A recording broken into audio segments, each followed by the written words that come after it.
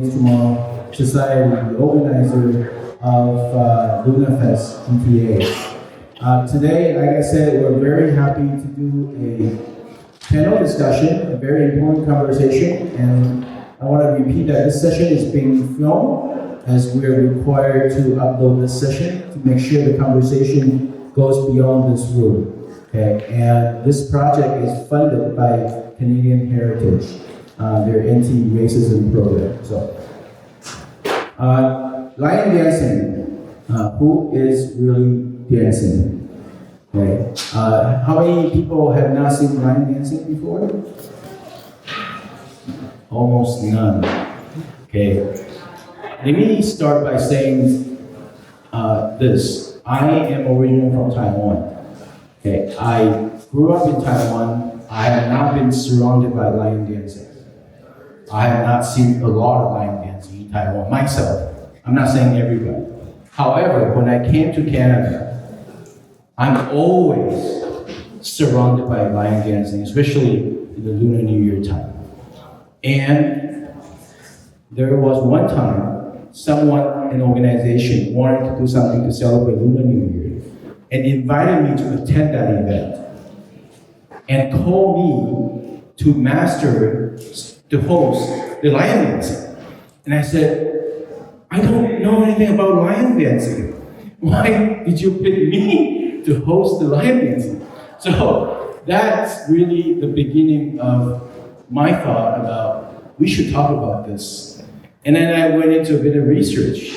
Okay, Taiwan does have lion dancing, but it doesn't look like the lions that we see here. Okay, it has a different look. And so I went into to explore a professor from Asian studies, and they showed us how did Taiwanese lion dancing come about. And it's very different from China. Okay, and most of the people that did lion dancing in Taiwan 200 years ago, they were doing it to practice martial arts, to protect their village, their friends.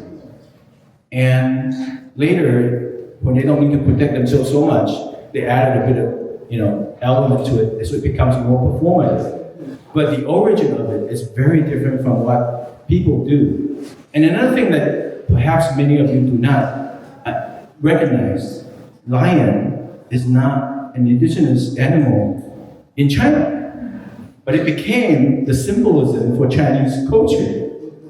The dancing is. So everywhere you go, I've seen people pointing to their non-Chinese kids, telling them, this is Chinese culture, watching a lion dancing. Okay? So this is why I think this conversation is very important. And we're very happy to bring in this panel. We were going to invite a practitioner of lion dancer to come, but you know how busy they are this weekend. So we couldn't really get them to come and share this talk, but they were really interested in this conversation as well. But today we have very, panels from different perspectives and to be able to share their thoughts about this.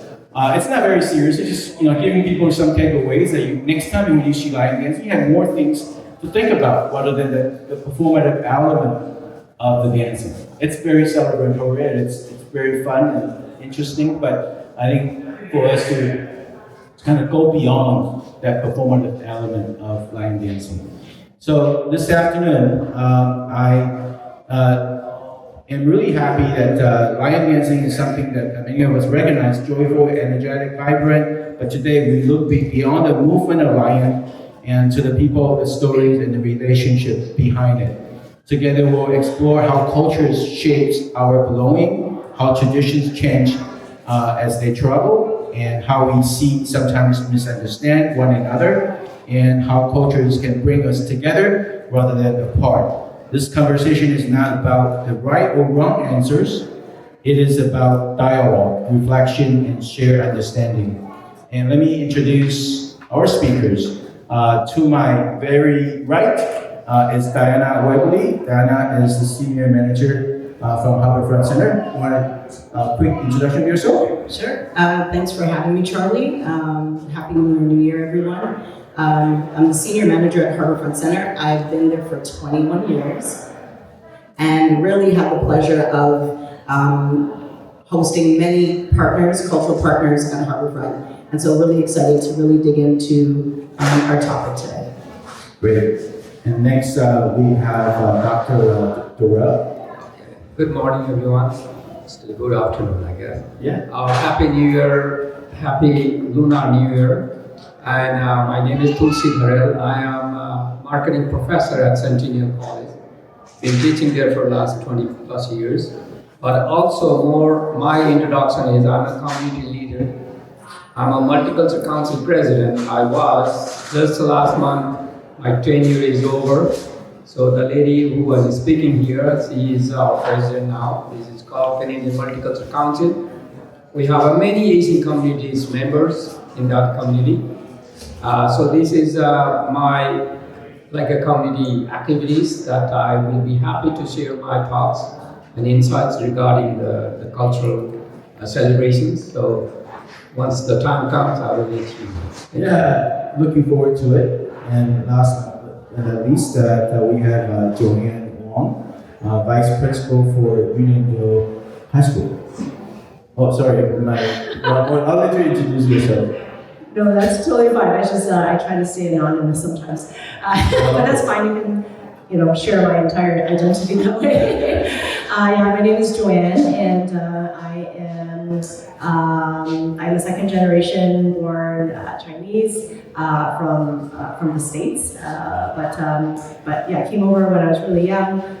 This is probably my 27th year with the Board of Education, and yeah, I was actually even reflecting on the whole idea of lion dancing.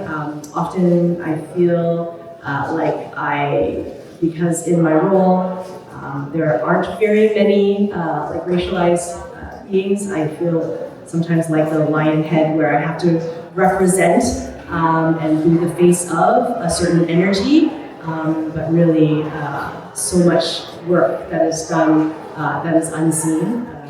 And then that's not just at work, but also at home with my 3 kids. The oldest is 21, the youngest is 15, and just juggling them, their personalities, the home, a lot of community-based work. So that's just a little bit of myself, just kind of constantly moving, and a lot of times more interested in not what I do, but more how I navigate spaces and make connections with people. Yeah, Thanks. and you have a book, right? Yeah, so yeah, me and who would have been a colleague, but now I call friend, we had developed a resource over a process of 5 years of just connecting with each other. She's First Nations, I'm Chinese, and when I first met her, I tried to stay away from her because to me she was too strong, or what I kind of considered in my head at that time too white, and I was just trying to stay away from her. And then because I just felt as though there was this kind of power imbalance, but as I continued to connect with her, realized that she's First Nations, and it's really not about just kind of how we appear to be a lot of times. It's actually who we are inside and all the intersections of those pieces, and how we're actually a lot more connected than we are separate. Very nice, thank you. And sorry to reveal your identity, but I'm just joking about it. Don't worry, Charlie. You anyway, and thanks to Michael Chan, the school trustee for York region, to bring Joanne to the conversation. It's a really nice connection, and we hope there's more connection that we can do going forward right here in Market Unionville. First, let's start with a simple reflection. When people watch a lion dance, what are they really seeing? Celebration, identity, community, memory, and what does lion dancing mean to you personally?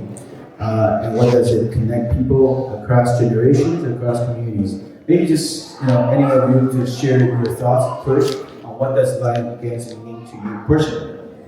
Oh, for me, I think this is a tradition, especially Chinese community. They celebrate wherever they are. They celebrate during the Lunar New Year time. That is a kind of symbol to attract, such as during the Christmas time, we have Santa everywhere, on the mall and in the public places, even in the school.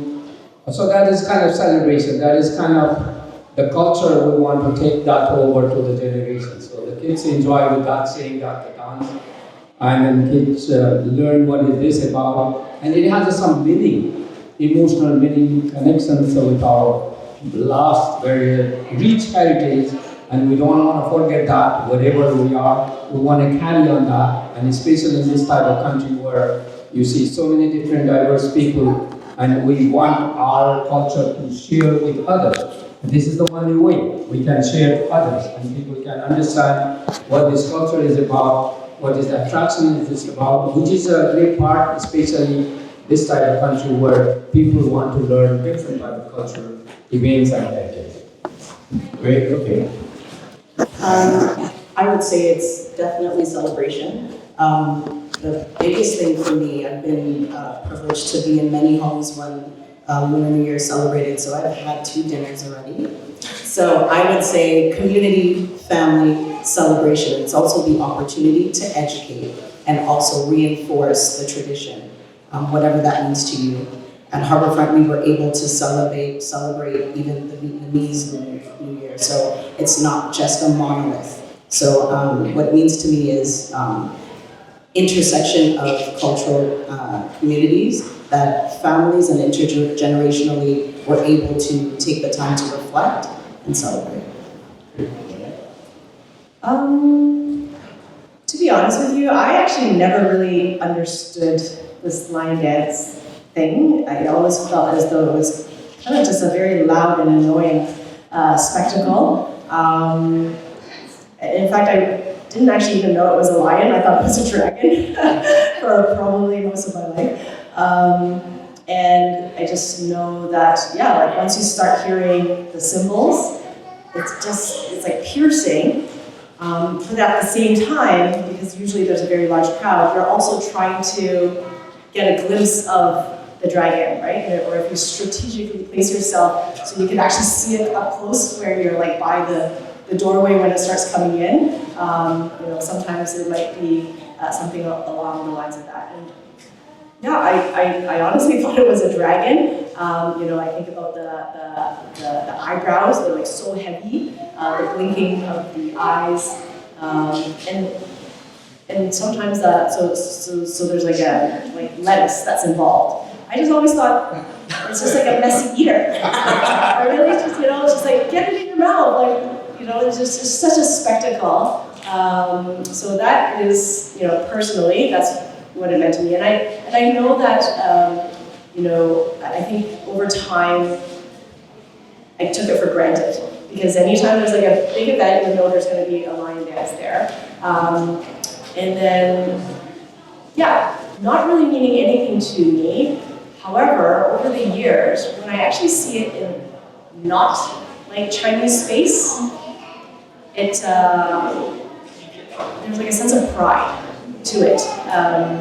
And I still stand on the outskirts, and I watch how other people respond, and I observe how people kind of react to the lion. And so I'm kind of like an observer in that way, that kind of spectator, but that pride of almost like, whoa, we're in like main space. And so, that's one of those pieces. Interesting, right? So this symbol is supposed to belong to someone like Joanne's culture, but she doesn't see it initially the same way as other people thought. This is your culture. Wait, you're not seeing it this way. And so there's a lot of reflections that we all need to take from sort of this exercise, this kind of conversation that, hey, maybe it doesn't, like myself, similar experience. People thought, because I look like this, I should know lion dancing. And in fact, like I said earlier, I wasn't surrounded with it. So what are people not seeing? What are people not seeing in lion dancing? Joanne? Yeah, I mean, as I'm thinking, Beyond the colors and the movements and the connection, what are they not seeing? I think probably because I didn't really understand it very much. Once again, thinking it was a lion. I think it's yeah. You see the colors. I see the eyebrows. I see the blinking eyes. I see the messy eating, or what I thought was messy eating. With these eyes that are kind of like flirting eyes, like that they kind of bat. I think because it's almost like a costume, you don't actually see the people behind it necessarily. You don't see like the sweat in the person's eyes. You see like the beauty of the blinking and the long lashes. You don't see the person in the back who's actually bent like the entire time and just like sniffing up all the dust and and like the shoulders, because I think there's like standing on the shoulders, so like the bruising, and just the heat of being underneath, like that part of like the actual hard work. Not saying that the head is not hard work. Like I think about the head and the neck. Like the neck actually supports the head, right? But really, most often we see the face. And I also think about that person in the back that is actually doing so much of the labor. And when I kind of pair that even as to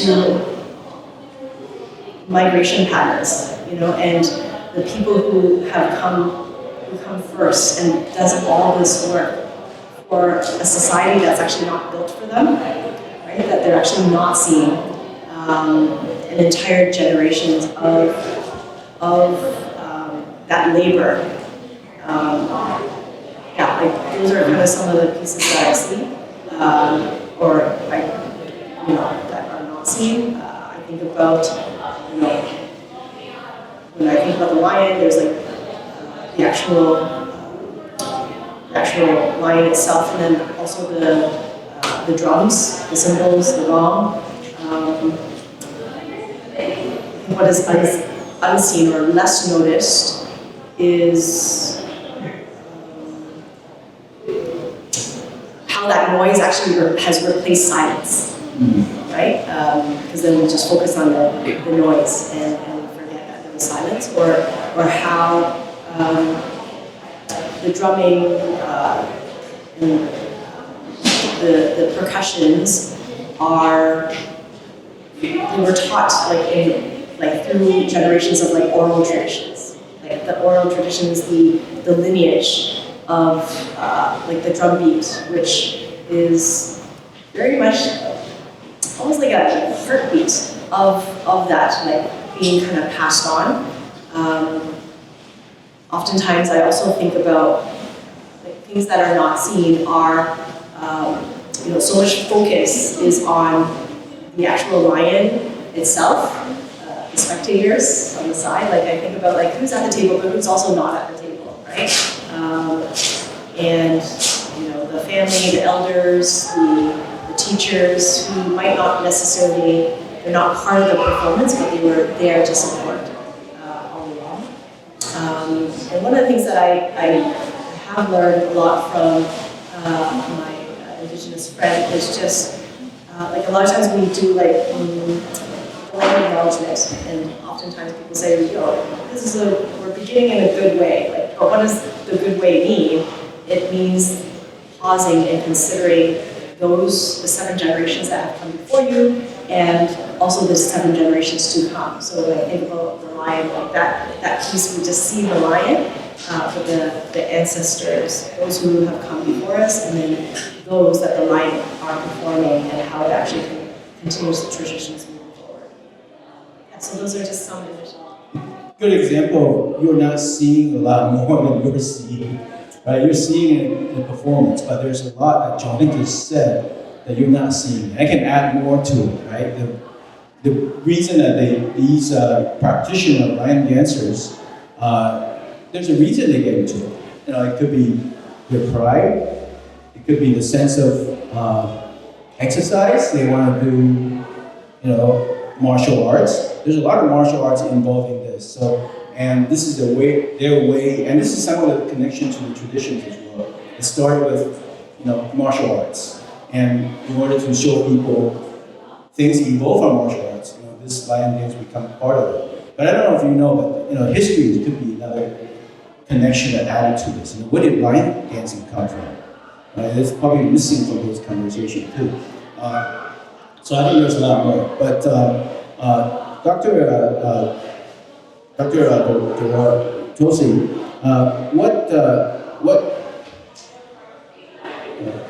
so your work has long focus on multicultural communities and shared belongings. So what does culture like this mean in a shared society? Like Canada? Thank you. Let me share this. Today, the last year, same day, I was attending 5 different events from morning to night. Lunar celebration. The Vietnamese, the Korean, and Taiwanese, and Chinese. And I am, from my breakfast started and my midnight I went home. So this is cultural connection. As I said, culture means it's not a boundary. Culture means it's a breeze. So the breeze means you share from here to there instead of blocking, and you want to celebrate yourself. You don't let anybody to come to your place. That's not culture. Especially in this type of land where people are from different part of the world, different cultural heritage, they speak different languages, they have different, all those differences. But diverse communities sitting together, the culture is the only way it can unite. So that is, I think, and I am involved almost 25 plus years in the leading role in a different type of community organizations. So in that case, I have seen this is the country where you see the most diverse tolerance, integrations. As even I was making a joke sometime, after a few years, you cannot identify yourself, you are Chinese or you are Japanese or you are African, you are, let's say Obama, Barack Obama, the president, his family, when he's sitting in the Christmas table, dinner with his family member, that family member represents the whole entire global culture there. From Guyana, from Indonesia, from China, from Africa, everybody sitting, the cousin and brother and sister, husband and wife. The culture is, I think, in the future, as I said, there is a great philosopher called Great Hofstede. You can search in that. He has introduced a cultural dimension. He says that the culture is the software of your mind. As you mentioned, you grew up here, you know a little bit about that, the lion dance. Even though your heritage is from there, because your software is designed here, you learn here. You know more now indigenous culture, more First Nation culture, because in your mind, those information is coming to your mind. So this is the same thing. This is why I think that the culture is not your face, culture is not our body, culture is actually what you practice. And many times I can tell to the audience that though I look like a South Asian, but I might have a Chinese culture. Maybe my close family members are Chinese people, Chinese cultural people who are sharing their culture to me and my children.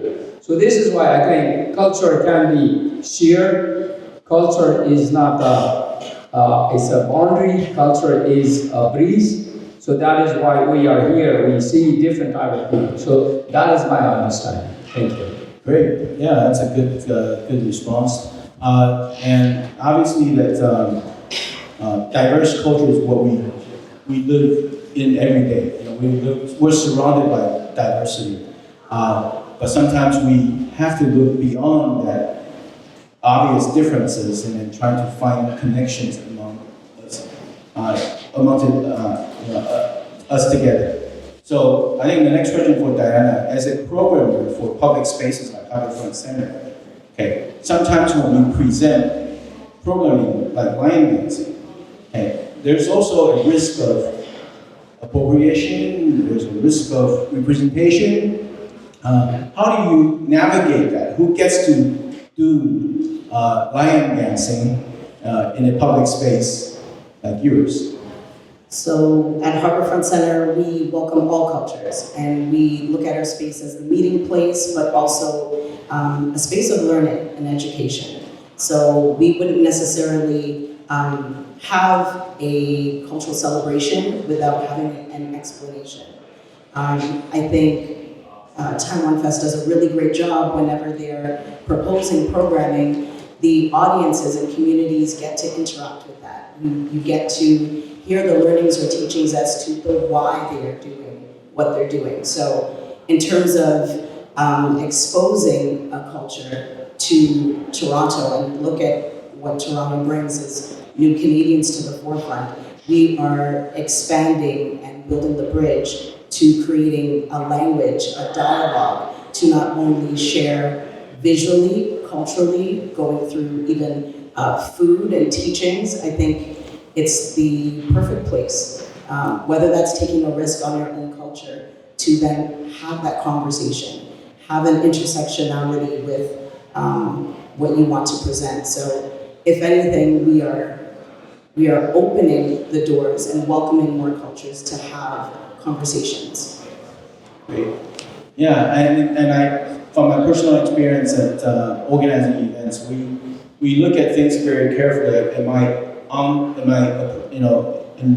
eroding on other people's tradition? Am I trying to do something that's not mine? And what's the fine line of doing things that I like, but not necessarily that I can represent? So there's a lot of conversations on that in Canada, less in Asia, because we're so used to showcasing to things that people already know, and so they think this is mine. But because we're so diverse, so every community has their own way, their own lines, and this is mine. And why are you doing my thing? So how do you draw that line? I don't necessarily think there's a line, there's an and. Okay. So we will continue the conversations with many more cultures. Just because Taiwan celebrates another way, we are open to the way Korea does, or the way Vietnam does, or Vietnamese culture. So in relation to line dancing, I've seen so many, and I've been to competitions, and I just wanted to touch on what you don't see is all the choreography and work behind the scenes, and the teachings for the next generation. Like, that's what excites me, and gets you steeped into the culture. Great, that's really, really awesome. I think, culture is an addition rather than a subtraction, right? We want to make sure we add onto it, but we also need to be respectful of the cultures that are not necessarily mine. And Joanne, your work does a lot on interconnectedness. And you also, just told a story about your relationship with your friend, Indigenous friend. So how does culture form in this cross-cultural relationship? Can you share your experience, and how should we kind of navigate that as we approach other cultures? Wow, that's a big question. How to approach other cultures? Well, how do we approach other cultures that we like and we might want to, like for lion dancing, you don't just see Chinese doing it, you see a very wide variety of people doing lion dancing. But when we approach lion dancing, if I like the lion dancing, I want to do something with it, but I'm not representing that culture, how should I be careful on not appropriating other people's culture, but making sure that I have the right intention and right preparation when I speak about lion dancing? Okay, I guess the first thing that comes to my mind is even just like the whole idea, like we just use the word right. This is like, make sure you have the right intention and the right approach and all that. Maybe it's even just shifting from even that language a bit of like right? Because then when we think about right, then there's this like an automatic It's like almost like a judgment, right? Like here's like right, then that means there must be a wrong type thing. So even to say something like that, because it's like, how do you ever fully arrive to what is pure or right or completely there's like no this kind of final landing place. So I guess my initial response to that would be, I think it actually really has to begin with listening, right? So listening before acting. So I mean, if we're talking about like line dancing, before you're quick to recreate, to actually observe and to watch and to listen and to before speaking, like asking lots of questions, doing your own research. And I think a lot of it needs to be where you're actually immersed in the space, right? If we're just looking at line dancing, that's just the face of it. But are you actually immersed in the culture? Are you, or in the community, is really what I'm trying to say. And that intentionality, where you might be actually spending a good number of months or years immersed in the people, in the culture, in the community. And I think that's where that understanding and that listening and that reciprocity of the relationship, I think, is really important to establishing a good or a foundation before kind of recreating. And this could be a question for everybody, but do you think our institutions like schools and museums and galleries have that in mind, or sometimes they add to that, they contribute to the reductionist approach, like line dancing, they automatically think this is Chinese, without giving people the range of complexity within this culture. Do you think that something that our public spaces or institutions are aware or prepared to kind of dive into that for our next generation, future generation, so they understand, they start with the right mindset rather than being told or being educated that this is somebody's culture?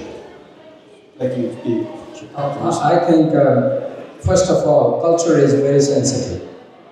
You should not make any joke on others' culture. Whatever they are doing, you must respect.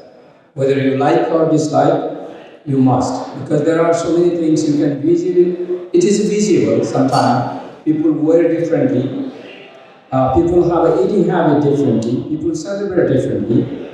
Just to respect, first of all. The second part is, as you know, celebrating Lunar New Year is basically Asian communities, mostly the Southeast Asian, South, in the north side, Japan, Korea, China, Taiwan, Hong Kong, Philippines, Malaysia, all those countries. They celebrate, and if somebody try to celebrate, like a Latino people try to celebrate, that might be a little different. They should not, as you mentioned, first of all, you want to try it, but make sure you don't make a mistake. Suppose I am not a Christian. During my celebration time in the Christmas time, we have a Christmas tree inside the house. I'm not a Christian because my son goes to the school. He wants to get what is our tree. Then his friends are there. Celebrating Christmas is not only Christianity kind of celebration. I think it's a Canadian celebration because those days are a holiday for everybody. Okay, school closed, we celebrate, we go for shopping, we change the gift to all our family members and friends. So this is why sometimes, like a line dancing is, if some other community never know about that, they should not try. If they try, then make sure don't make a mistake. Don't make any kind of humiliating way and making fun on that. You cannot do that.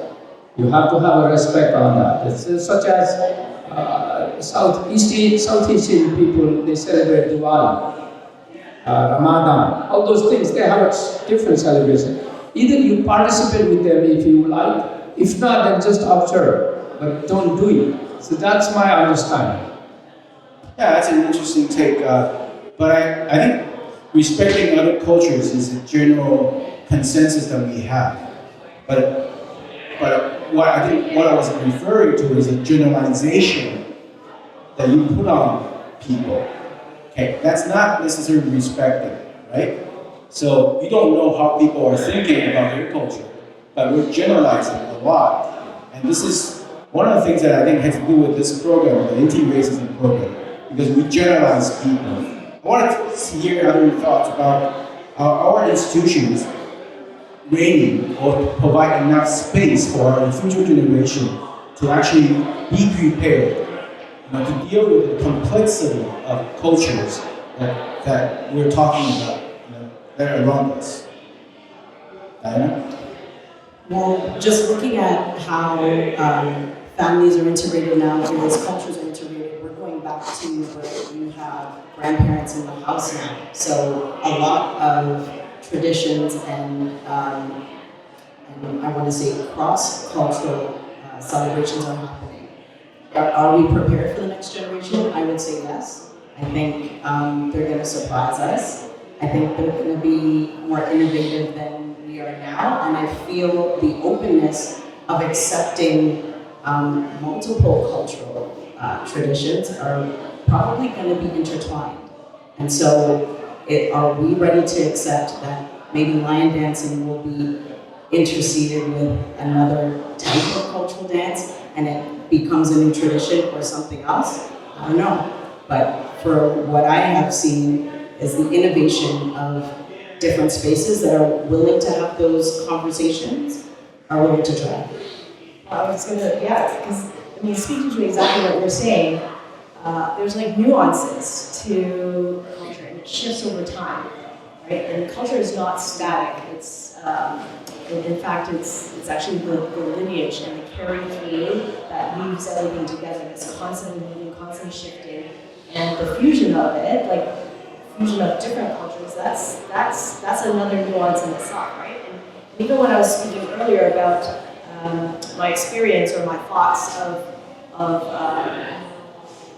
like lion dancing, it is related to maybe the second generation, right? So it's like the Chinese, the second generation, my family background, the traditions and whatnot. So yes, I might look Chinese, and my thinking might be a lot more immersed in North American culture, except the traditions of my family still, I actually have a very, I would say, Chinese kind of mindset of like a collectivist worldview, where the community is actually more important than the individual.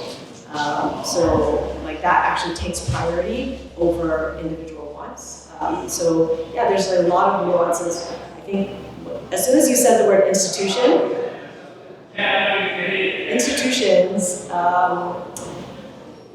for the institution to actually be established requires like a certain erasure or a certain kind of, when you're establishing certain things, there's certain things that are not, they can't be included. And they are not included. And the money, the privilege, who actually are the founders of the institution, who are the faces of those who have the most influence and most power and access to resources in the institution will determine how much of the nuances are actually there. Are there when you're just speaking about grandmothers, right? Are there grandmothers? Are there children at the table of this institution as they make decisions, right? Not just like were you consulted at the beginning? Were you there from the beginning, middle, and ongoing? And I would say that, there would be a lot of erasure and a lot of monolithizing, if that's even a word, of communities and of like different kind of representations. Yeah, I think this is where we kind of we're going to is there's a lot of shared culture that evolved from our differences and our backgrounds, but ultimately it will become, our culture together. And if you look at lion dancing, it only appeared in China 1,000 years ago. So some say China has 5,000 years of history. It wasn't, for 4,000 years. It was, lion was actually gifted, like panda gifted as well. It was gifted to China, to the emperors, because and then gradually through the immersion of Buddhism and other things, and it became the symbol of power. And that's how it continued on in China. So I just thought this is an important conversation that we kind of understand all these nuances, all these little things about culture that we all need to respect, like Dr. Tulsi was saying, we all need to respect. But at the same time, we all need to try to form our own culture, the culture that we can go forward together. But, schools are teaching kids the diversity and our museums and galleries and public spaces like Harbourfront centers are very mindful of our diversity. But sometimes we need a bit more to kind of push that shared cultures together going forward. Now, this is my own experience and coming from someone who does not do lion dancing and then being told that I need to know lion dancing. This is sort of a reflection on my own journey. Do you have any question that you want to ask anybody before we kind of go into the last phase of the question? Hang on, let me bring the mic to you.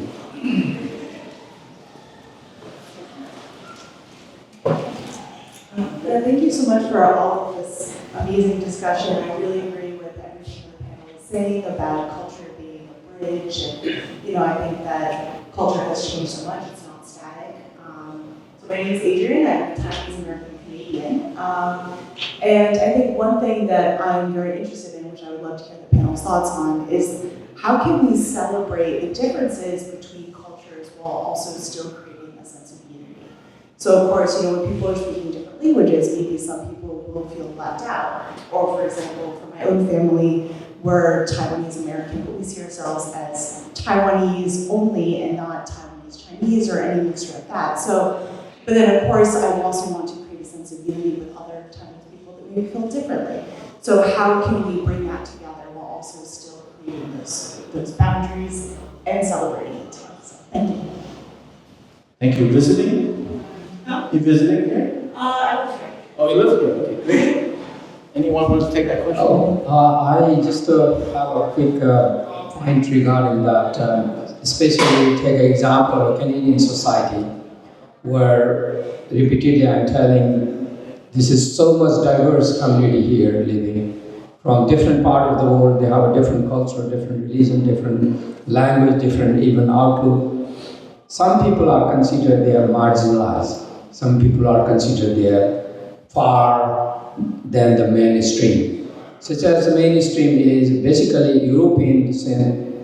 Very similar numbers are Chinese, Indians, Filipino, the majority, those people. Some people are very small. Like in my community, I am very small. I am from Nepal. I look like an Indian, though all people look like a Chinese, all look like an Indian. This is kind of generalized people, as you mentioned. Sometimes generalizing is too dangerous. Repeatedly, I used to say Chinese New Year, and my friends, they correct me. It is a Lunar New Year. So sometimes people may not feel comfortable with that. But the marginalized people, there's the duties like your organizations, like our organization, Canadian Multicultural Council. We have a very small community, like Bhutanese community. We are promoting their cultural activities. We are promoting Nepalese community activities.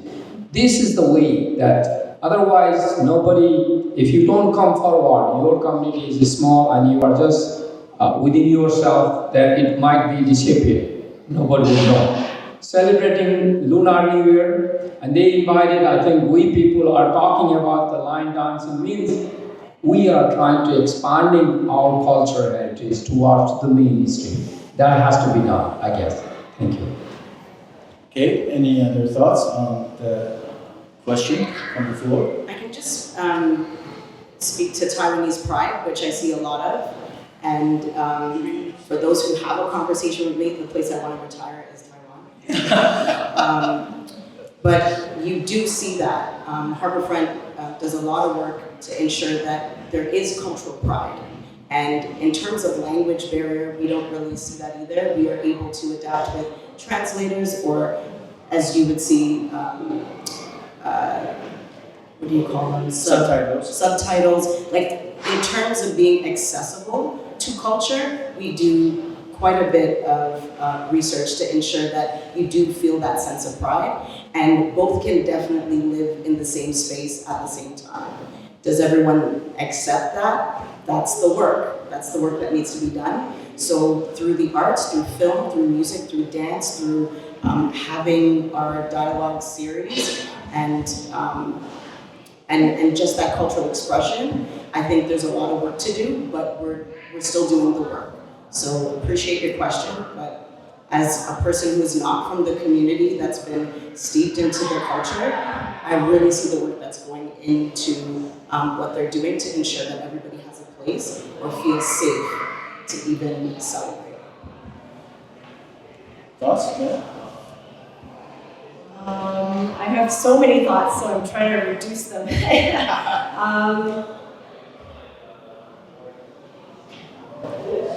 I think back to the significance of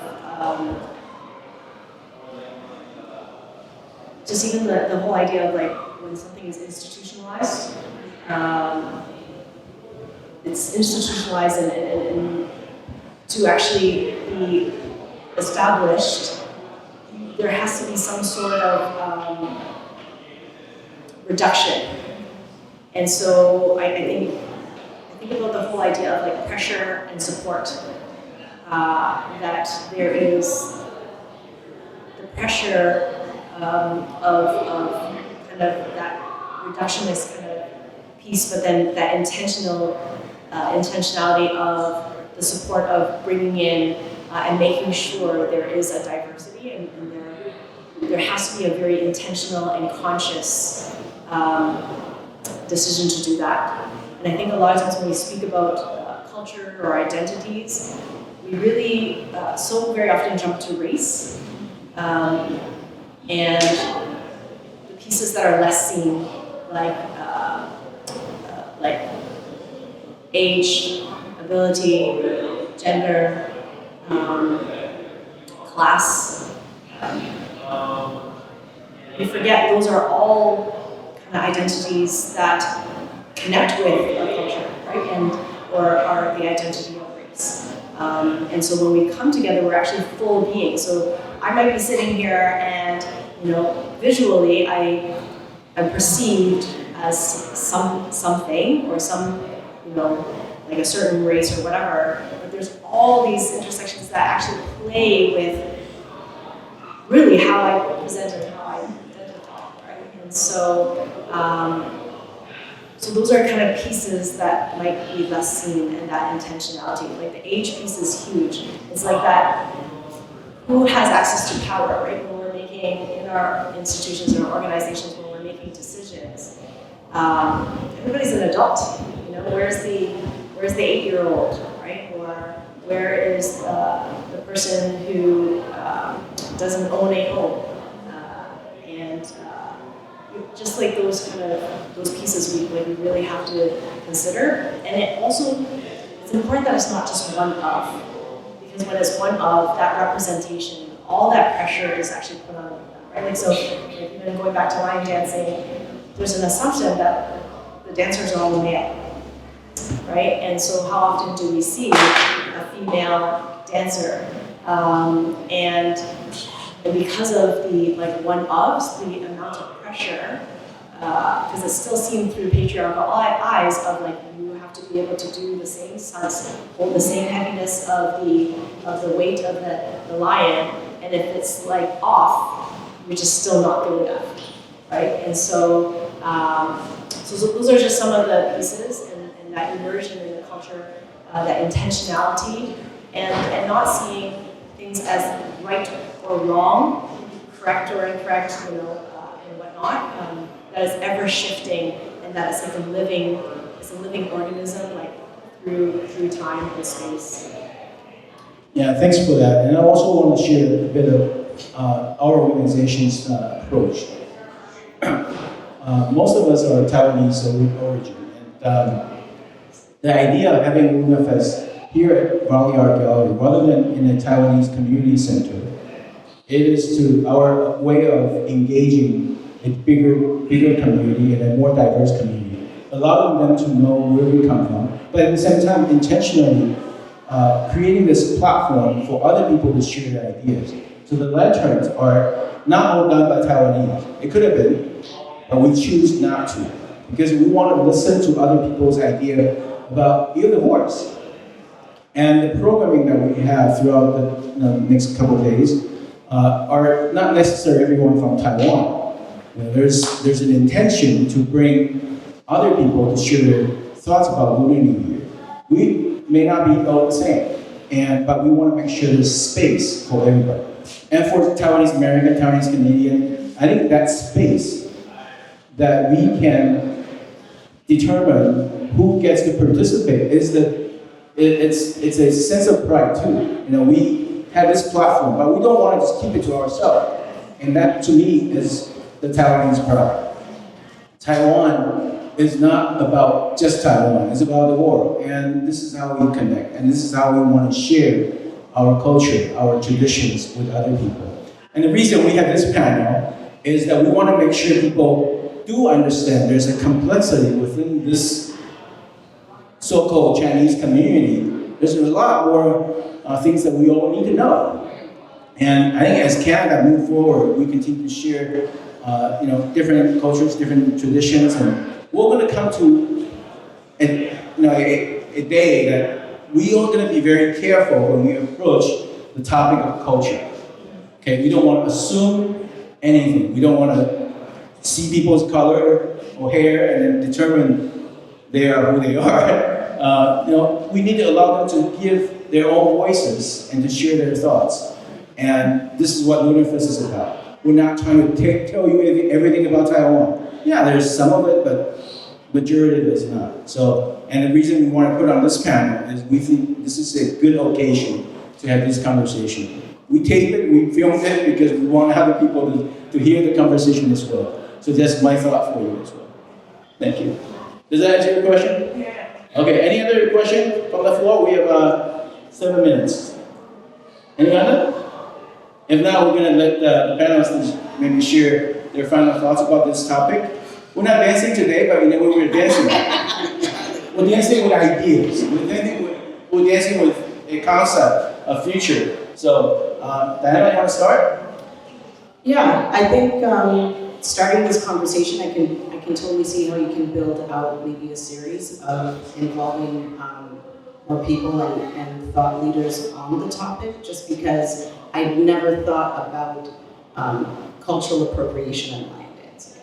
I've always, honestly, I coming from a dance and music background, I always respect many art forms from many different cultures, and looking at the artistry, the strength that it takes to put on even a performance, the symbolism that's included. Originally, I didn't understand why are all those calendars coming out of the lion's mouth? Why is the lettuce there? And then just looking at the drummers and the cymbals and all, it makes you think about where did this come from? And so for me, just being more curious and immersive with all cultures, it just touches the tip of the iceberg. So thank you for having me. Perfect, thank you. Thanks. So I think you should not forget where you're from, your heritage, no matter where you are. And similarly, you said line dancing is one of the very attractive kind of celebrations, especially to the young people, the children, the future generations, as well as other people as well. They can learn what type of culture is this. And frequently we do have a similar type of events, and we don't want only one particular cultural people to perform there. We mixed up with that, so that it is a part, again, at the beginning I mentioned, culture should not be in the boundary, it has to be breeze in between. So that strategy has to be all the members of the community leaders. You invited us, though we don't know anything about that, we never dance with that. We have just watched from far. Even the Chinese community center, they celebrate that, and they invited me to feed this the cabbage to them. I have no idea what to do this. I had no idea, and then this is what I learned. So this is why it is a good. Thank you for inviting us, and thank you for promoting your culture, protecting your culture, and letting us know what this means. Thank you. Thank you. Thanks. Final thoughts. I think the first thing that comes to mind is, and multiple people here have spoken to the intentionality of creating space, because a lot of times in society, in our work, in our institutions, it's all about speed, and more it's about speed. And when things are happening quickly, the more rapid they are, there's actually less space for people. There's like a dehumanization because the institution becomes a machine, right? So there's no time for difference, there's no time for mistakes, there's no time for errors or diversity or difference, because we need to be well-oiled, because we need to produce. And so actually pausing, stopping, disrupting, creating space, and we spoke about the resource that we had created before. One of the ways, like the frameworks that we use in there, is always kind of thinking about the individual, interpersonal, intercultural, and instructional, institutional, like thinking about doing that, creating space at all those levels, right? Individually, space within self, interpersonally. Am I listening, right? Because when you listen, you ask questions, you begin with asking questions, it creates space for conversation, for difference, for learning. And when you begin by asking questions, it also, it sparks, it's like curiosity, right?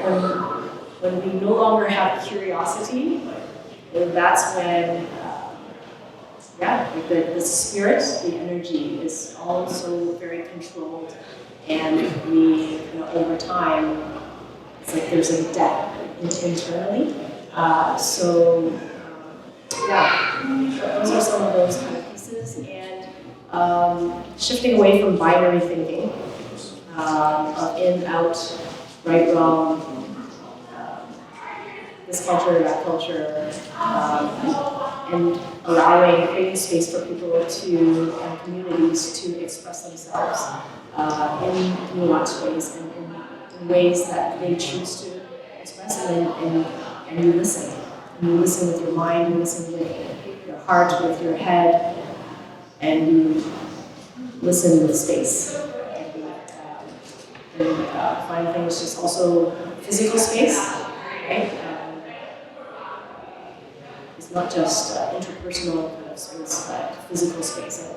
If we're going back once again to the lion dancing, it was always growing up, it was in Chinese spaces.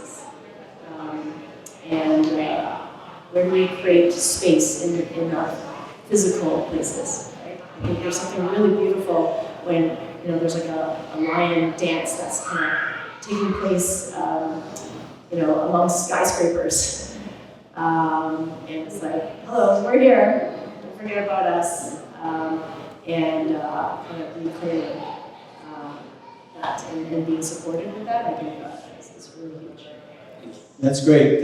Thank you so much for your panelists, and just a bit of a promotion. We talk about, question, right? Asking questions, being curious, asking tough questions, asking right questions, also asking questions is very important. Our organization is prepared to launch a series called Beyond Chinese. It's a dialogue, conversation, helping people to move beyond what they normally associate with the term Chinese. And you can expect that. It's something going on already. in BC, but we're going to try to introduce it here as well. So that's expect to come, and hopefully that will generate more conversations. Thank you for being here, and thanks to the panelists, to you for the wonderful conversation. Appreciate it. Let's do a picture before we end the program. Thank you.